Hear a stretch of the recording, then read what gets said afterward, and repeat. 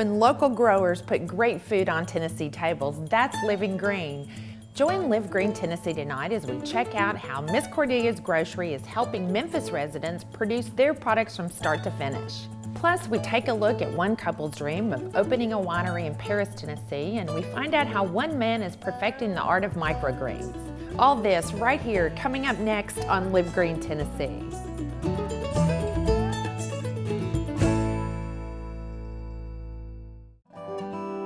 This program is brought to you in part by Tennessee Department of Agriculture.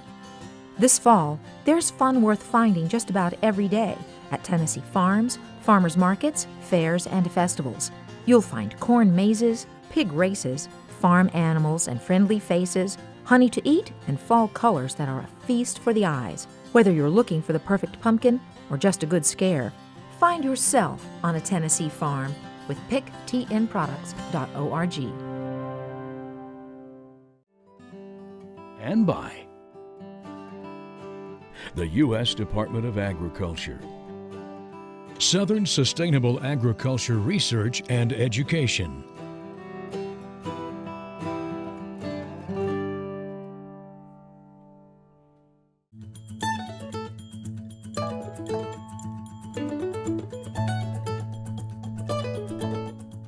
connecting the grower to the buyer, the country to the city, and smart shopping with a healthy lifestyle. It's Live Green Tennessee. Hello, I'm Melinda Kiefer, host of Live Green Tennessee, and I'm proud to bring you stories from across our great state on tonight's Live Green Tennessee. So, you have a fantastic secret family recipe that's been lovingly handed down from generation to generation. Your friends say you could make a fortune selling that. Well, if you decide to pursue that dream, you may find out that getting your product to market is not an easy task without a little help. Fortunately for artisans in the Memphis area, there's Miss Cordelia's one-of-a-kind neighborhood grocery store that has long been a supporter of local goods.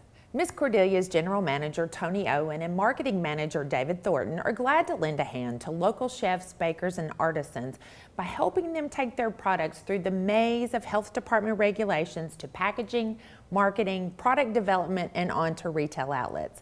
Let's take a look at Miss Cordelia's in this story brought to us by Amy Porter of WKNO. When people think of local, they usually attach, even non-verbally, the word grown to the end of it. But what we stress is that it's locally produced. We do a local coffee bean. They're roasted and blended locally. However, Memphis is not renowned for its coffee bean plantations, so obviously they import the beans, but they roast them, they bag them fresh. We have a local honey. In fact, I believe we have 2 now. But it's everything from candles to cupcakes and anything you can think of in between. If they can produce it locally and it's good, we will sell it for them. And we will assist them in any way that we can to get them into other local stores also. We're not greedy. We like to see these people succeed. It's difficult to even get store managers to talk to, at least in my case, to give us an audience. But I came by, my son and I came by and visited with David Thornton here at Miss Cordelia's and brought him a sample of Tom's Tiny Kitchen pimento cheese. Within a couple of days, he called back and said that they wanted to put the product in Miss Cordelia's. From marketing to pricing to placement in the store, they couldn't have been more help than they've been. But we found that lots of people already had products ready to market, just no place to sell them. Now, they maybe had a farmer's market or 2, but beyond that, they didn't have an outlet. You know, this gave them a 7-day-a-week outlet. They can bring their product in, and Tom has been fantastic. He samples for us. You know, that's one of the primary and key things to selling your product locally is let people put a face with the product. You know, that is completely different from a national brand where it's You know, they might market a person on television that you see, and maybe you identify those two things with it. But when you actually meet somebody and they say, "This is mine. I make it with my own hands," that just, it gives it so much credibility, and so it makes it real. It makes the product completely real. We're trying to offer the best product we can to people. These are the best products, and there's somebody in the community making them, and that just makes it even better. It really does. Stephanie's story is a little bit different. She was working for a bakery. The bakery closed down. She came in one day and said, "Is there any way you can help me?" And we thought, well, sure. Why not? You know, let's give you the opportunity. And she came up with her own name for the bakery, or her own product line, and she just basically uses our kitchen. We help her in any type of label making and packaging. Depending on where a local producer may be, anywhere from the "I've got a great idea" to the "I've got a finished product, can you sell it?" we're willing to work with anyone. Whether it's in helping them to advertise it, giving them contacts to sell it in other locations, designing labels, discussing ways to keep their costs down. Anything that relates to the business, what experience we have, we'll happily share. Because it's again, it's good for them, good for us, and good for the community. The first thing I'll talk about are the legal things: business licenses, insurance, things like that. Once you get over that hurdle, then we'll start talking about, you know, where are you working out of? You know, do you have, is it a health department approved kitchen? That sort of thing. After we cross that hurdle, we'll start looking at, and this is one that does come up from time to time, is it going to compete with something that we already do? Sometimes we let that slide. We let made from scratch cookies. We also bake cookies in-house, but these were so good we thought we can't just let them go. They have been wonderful in terms of letting me bring my products here to sell, and they have really helped me a lot in terms of advertising and marketing my particular cookies.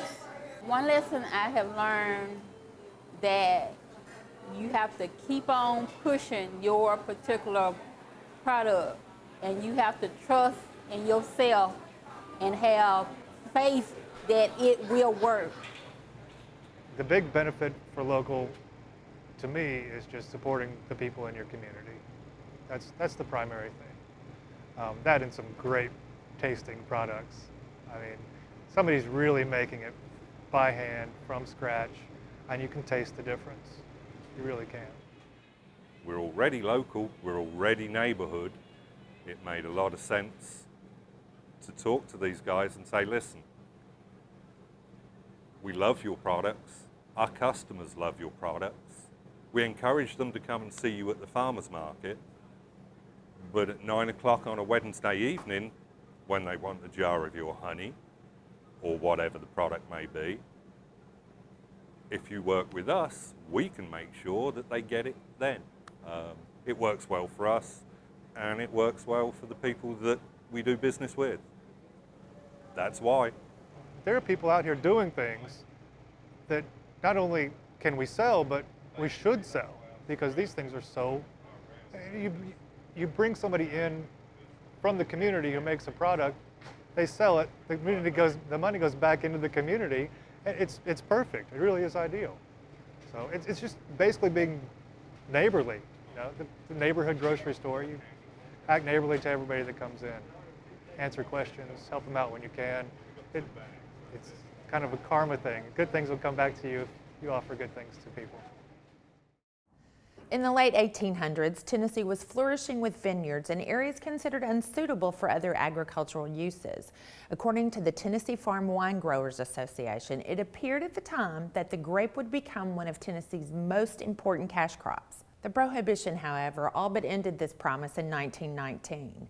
It wouldn't be until the mid-70s that vineyards saw a comeback in Tennessee, and today our state is flourishing with amateur grape growers and professional vineyards. One couple whose winery started off as a personal venture and now boasts 9,000 vines and 26 wines offers Tennesseans daily tastings, strolls through the vineyards, education on planting your own vines, and various other events. Let's take a look at this story brought to us by Emily Osment at WLJT in Martin, Tennessee.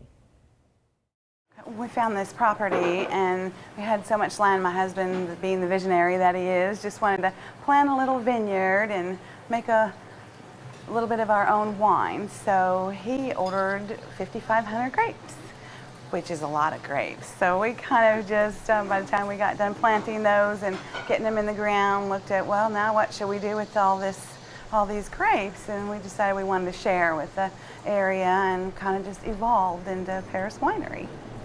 We started out with 5 acres and we're looking at about 10 acres now, including blackberries and over 23 varieties of different types of grapes and wine that we make. Paris Winery and Vineyards is a place that you can go in, you can try the wines. We usually like to do 6 at a time, but you can try anything that you'd like to try. We do that 7 days a week during our normal business hours. You do not need an appointment to come in. You can just come in, try some wines. There is no charge for the tasting. And find something you like and you're welcome to purchase it. One of the things that we definitely like to make sure everybody tries is our Tower Red. We have it in a standard 750 milliliter bottle, and then we have it in our Eiffel Tower bottle. And we have people coming from everywhere to come for that Tower Red, and people picking it up for others going, taking it as well. So it's become our signature wine and our top seller of our sweet wines. Tennessee is a great area, has been for us. The soil is real important. We are fortunate enough to have sandy soil. We didn't necessarily look for a location to plant a vineyard, it came afterwards. So lucky enough to have a sandy soil that works great for the vines, and the climate is absolutely perfect. It's not perfect, but a lot like Tuscany in a way. The biggest problem that we have here is actually the moisture. One of the biggest problems that we have is the moisture. Because of the mildew, you'll get downy rot and black mildew, and so that's one of the big problems that we have, along with the birds and the bees. And when it comes to making great wine, we're fortunate enough to have a great winemaker. If someone was looking to do a little small vineyard or maybe a little winery, my advice would be to start small and kind of work as you go, not to start too big, and talk to your local co-op, and extension agents are fantastic.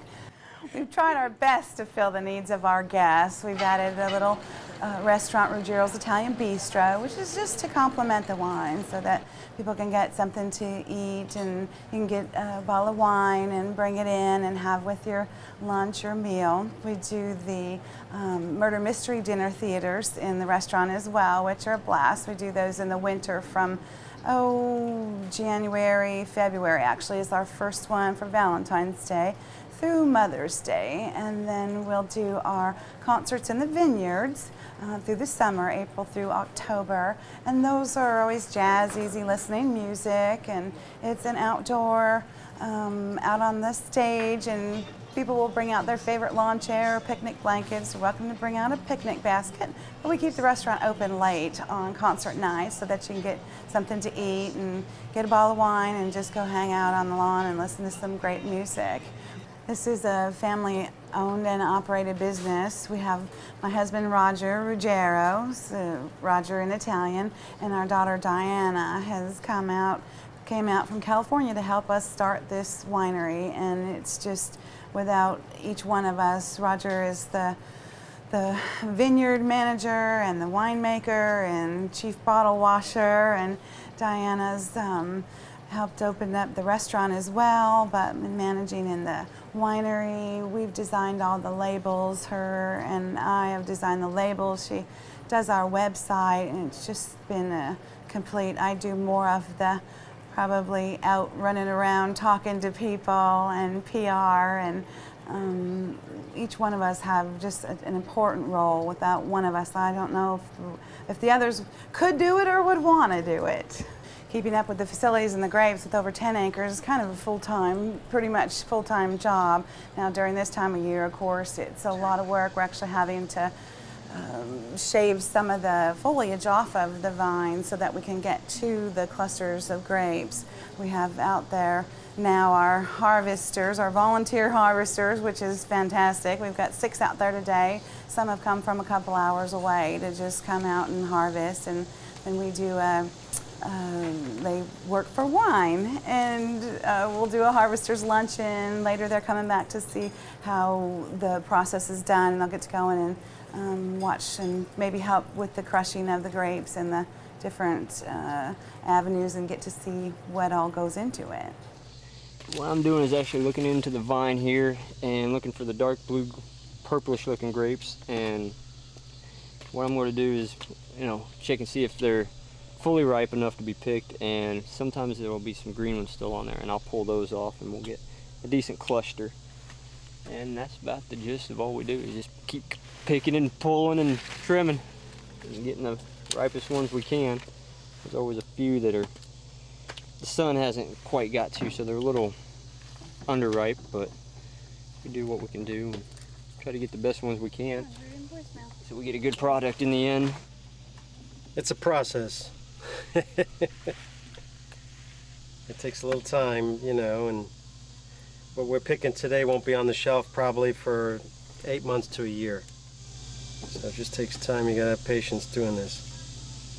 This community is absolutely fantastic. We are just so happy to be here. They have welcomed us with open arms. It's been great to share with them the wines. A lot of folks have never had a wine that they liked, didn't know they even liked wine because they've had wine someone else had at their house or tried to buy by looking at the label, and so it's been really fun sharing with them, as well as they've taken a ownership. It's like, this is our winery, so it's fabulous how they'll bring out friends and family and anybody new that they run into that hasn't been out here and bring them out. You gotta go see the winery. It's just been fantastic.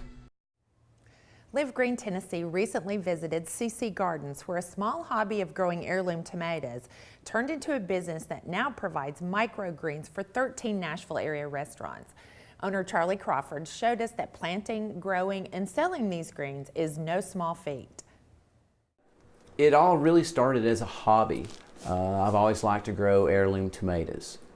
I started taking the extra heirlooms I had to Eastland Cafe, to Hal, and one winter he came to me and said, your tomatoes are better than any tomato that I've received from any other gardener. And that inspired me to start growing more tomatoes. But I'd always had a desire to supply restaurants with fresh herbs. It was something I thought that I could do because I like to grow things, and it was through the process of getting material to start a garden one year that I came across an article that was all about growing microgreens. I'd never heard of microgreens. By the time I finished the article, I realized, oh my gosh, there's what I was wanting to do. Those are herbs that I can grow in my space and send to just about any chef in Nashville. And they may not want it, but they're going to be impressed with it. I went to Home Depot and picked up a pack of seeds and brought them home and propagated them on another substrate that I had and took them to Hal at Eastland Cafe. And I said, what do you think of this? And he said, well, I'll buy that all year long. Well, that got the wheels a turning in my head, and I was like, well, if Hal will buy it, who else will buy it? Well, it was only natural that I would go to their sister restaurant, Park Cafe, and they would be my second clientele. And from there, the business grew because I have 13 other restaurants now that are all very proud of this that they have, and they all want to, educate others about it. I have Crimson Tide mustard, Mizuna, sorrel, radish, cilantro, bull's blood beet, 2 types of basil, fennel, and the list grows. The first step to growing microgreens is to cut the rock wool. Here we have the 8x8 squares that the product is grown on. What it is, it's rock wool. It's all manufactured the same way. It's chalk and rock. It's heated to 3,900 degrees and it's spun, much like cotton candy. It's a really lightweight product. It's sterile. And I found it most appealing because it wasn't dirt. And I felt like it was safe to take into a clean environment such as a kitchen. It's not able to be considered a organic substance, but I do grow it in a very organic manner. The only thing that you need to do in preparation to grow is to soak it in a very high pH balanced solution of water. And what that does, it enables the rock wool to take up nutrients. Without soaking it, it is a very low pH. So by soaking it, it brings it to a neutral pH so that it will take up nutrients easily. The next step is to propagate the seed onto the rock wool surface, and I generally like to do it in a real simple way, just with a bowl and tapping of my fingers has been the best process I've found.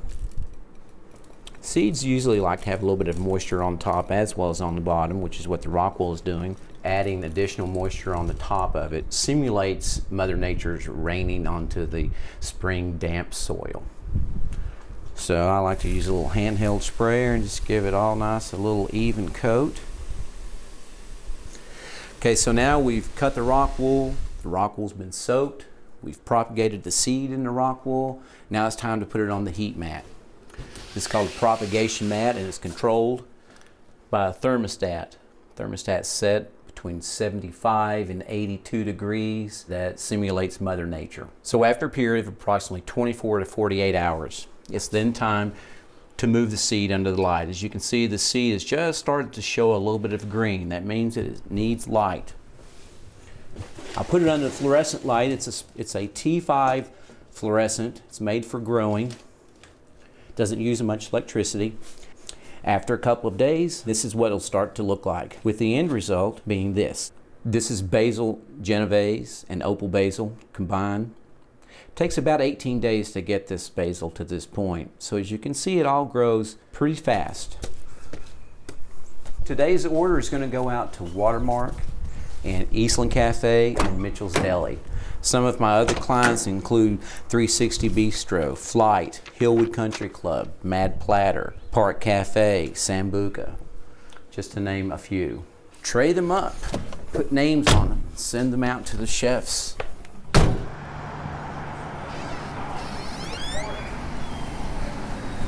All right, Hal, here it is, tiny green things, just like you wanted. Look at that. Delicious. So you're bringing me some more on Friday? Yes, I am. I have extra. Ready. Yeah, man, this will get me through the week, and then I'll probably need 6 more. Great. We've been getting microgreens from CC Gardens here at Eastland Cafe now for probably going on 3 to 4 years. We buy about 12 to 15 flats a week. We use them, obviously the basil we use to garnish our margarita pizza with. And then a lot of the other different kinds of microgreens, the Mizuna, the Crimson Tide, red mustard, the arugula, the amaranth, we use on the hotline during service to garnish the pork belly dish, some of the fish dishes. We use a blend of the microgreens for some of the dishes. For some of the dishes, I'll just use one of the microgreens. The amount of flavor that's in something so small, they're still very powerful in the way that they taste.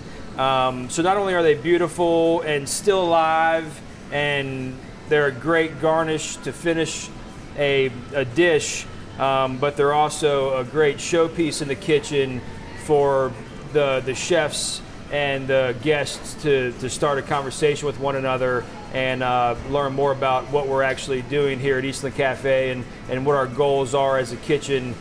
My profession before getting into growing microgreens was to take old houses in East Nashville and rehab them and turn them into something beautiful again. It's take more or less the same thing I'm doing here. I'm taking something that's nothing and making it into something that's beautiful. I'm now into what I like to refer to as my recession reconstruction project. In fact, CC Gardens microgreens kept me from losing my house. If it were not for this hobby and my love of growing things, you know, I don't know what I've done without it. And this, I hope, is going to be the turnaround. We hope you'll join us next time on Live Green Tennessee when we feature news stories and bring you more exciting news about Tennessee markets, farmers and businesses who are making the move to eating fresh and living green possible for us all. Right here next time on Live Green Tennessee.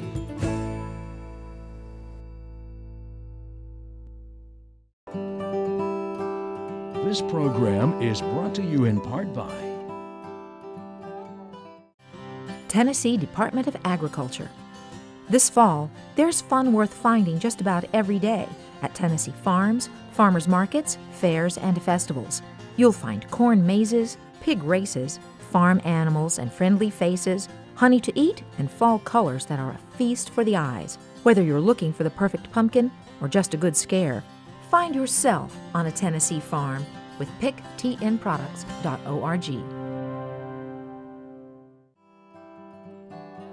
and by the U.S. Department of Agriculture, Southern Sustainable Agriculture Research and Education,